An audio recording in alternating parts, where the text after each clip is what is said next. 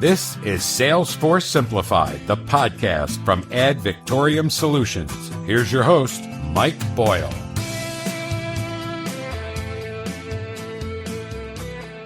Hello, everyone.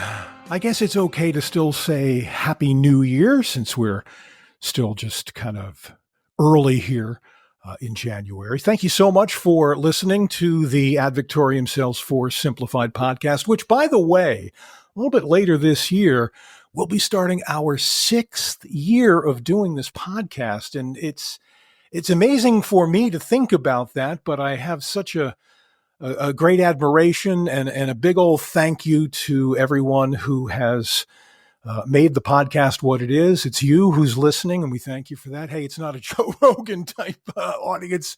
We have our little niche here in the Salesforce world, but I'm very grateful for it, as I am also very grateful for our longest tenured guest on this podcast. That would be Salesforce Ben's Technical Content Director and 12 times Salesforce-Certified Evangelist, Christine Marshall. Hi, Christine. Love having you on the podcast. Thanks for coming back today.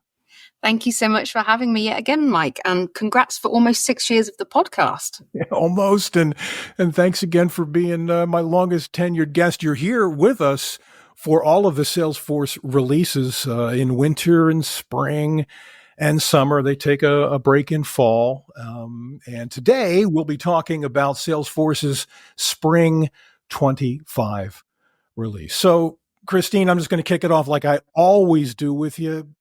You've gone through this page by page by page. Any theme, any direction that you sensed in the Spring 25 release? Absolutely. Well, overall in the Spring 25 release, I don't think it will come as any surprise, but the theme was all about Agentforce. So a large proportion of the release notes were around Einstein, Agentforce specifically, although, funnily enough, I've not chosen that for my Spring 25 highlights. I've instead focused on things that admins can really use day to day right now. And we're going to be specifically talking about things that Christine has called out in an article that she's done for SalesforceBen.com. Make sure you check it out. 13 hottest Salesforce Spring 25 features for admins. But, you know, if you're interested in Agentforce, there are a ton of articles on Salesforce Ben about Agentforce. So make sure you check those out too. So, all right, Christine, let's dive into it. You've decided to give us 7 things to call out of the 13 that you wrote about in your article. So let's dive in. Number 1 on the list, tell me about choose which dashboard widgets to refresh, which is in beta. Absolutely. Well, let's kick things off with an important update to our dashboards. And there's a new checkbox in reports and dashboard settings called Let Users Refresh Individual Widgets for Dashboards. Now, as the name implies, it enables users to refresh specific widgets on a dashboard instead of the entire dashboard. It's a pretty interesting change, Mike, and useful, I think, to be able to refresh a single widget if you've made perhaps a change to the underlying report. But I do wonder if it will cause any confusion around the last refreshed date and time on the dashboard, which at the moment is for the entire dashboard. So I am interested to see how this one pans out for our admins and users. Oh, absolutely. Next one, number 2 on our list of 7 is generally available. Sort list views by multiple columns. Tell me about that one. So you can now sort your data in list views by up to 5 columns at once. And that's going to make it much easier to organize and act on information. The user chooses which columns to sort their list view by, or whether to sort them in ascending or descending order. But what is important to note about this change is that this setup is just for your personal view, so it can't be saved as a default. If one user is sorting by multiple columns, that doesn't automatically apply to all users viewing that list view. I should also mention, too, when you go to SalesforceBen.com to read Christine's article, 13 Hottest Salesforce Spring 25 Features for Admins, there's some great images of the things that she's describing, so it'll kind of help you a little bit to understand it a little bit more. Number 3 on our list, organize your data with multi-column sorting for related lists. That's a mouthful. And not to be confused with the previous one. It is a very similar new feature. So it's all to do with sorting and multi-column sorting, but this specifically relates to related lists on a record. So again, you can sort that related list by up to 5 columns. Now, I think to make this clearer, let's use a quick example. So let's say you view the opportunities related list on an account record. You could sort the related opportunities by stage and then by amount. So you've got your multi-column sorting. Historically, you could only ever sort a related list by a single column. And again, just like the previous update, this setup is just for your personal view and it isn't saved as the default. So any sorting you apply to a related list just applies to you as an individual user.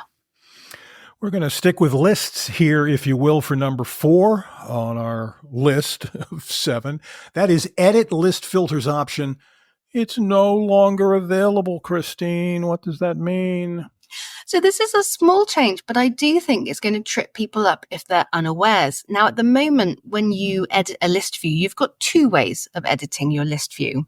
You can go to the Edit List Filters in List View Controls. That was a bit of a mouthful. But in short term, you click on the cog and then there's an option there to edit list filters, or there's a filters icon where you can also amend your filters. Now, the change here is that they've got rid of one of those options. So the Edit List Filters option in your List View Controls will no longer be there, and you must use the filters icon instead. So you can still edit your list view, no problem, but you will have to use the icon. Just a little bit different way of doing it, that's all. Number 5 on our list is allow users to view all fields for a specified object. What is behind that one? Well, for my next release highlight, I'm pleased to announce a change that means fewer clicks and therefore happy admins.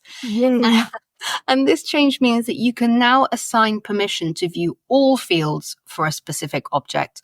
So let's say you want to give users permission to view every single field on the contact object. You could do that with a single tick. There is a new field that will say assign permission to view all fields for that object. So instead of needing to click through all of the fields, it's available on standard and custom objects that support field permissions.